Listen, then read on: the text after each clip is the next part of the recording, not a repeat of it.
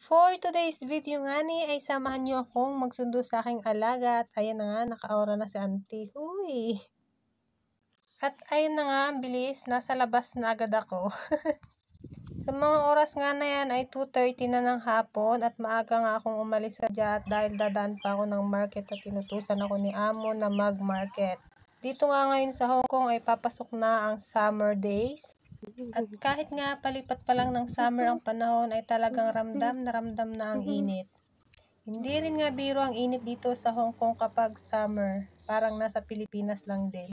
Medyo malayo-layo din nga ang ating babagtasin papunta sa sakay ng bus. At ganito nga ang aking trabaho everyday, Monday to Friday yarn. Fast forward nga ni dyan, nakasakay na ako ng bus papunta sa school bus stop ng aking alaga. Malayo-layo din nga ni ang school bus stop ng aking alaga magmula sa bahay ng aking amo. Dahil bumababa ang aking alaga malapit din sa kanyang tutor center. Pagkasundo ko nga sa kanya mamaya ay dire-diretso kami sa kanyang tutor center at dun siya mag-stay ng 1 to 2 hours depende kung anong oras ang tapos ng kanyang mga gawain galing school. Mahirap din nga ni talaga ang buhay ng isang OFW. Hindi biro ang iyong pagtitiis, pagpapagod at paghihirap. Uy. At sabi nga nila, bilang isang OFW, dito mo mararanasan ang isang laban na hindi mo pa nararanasan sa iyong buhay. At isa nga dyan ako sa magpapatunay.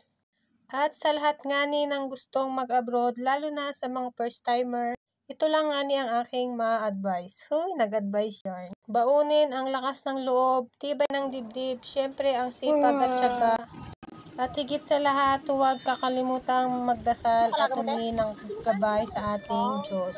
So yun na nga ni, nakarating na ang aking alaga mga bilabs.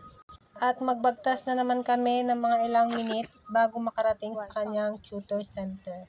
At habang nga nandun siya sa tutor center niya, ako naman ay magtatambay-tambay sa park. Uy!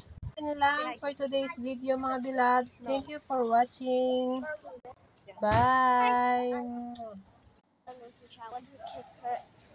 To there. Why?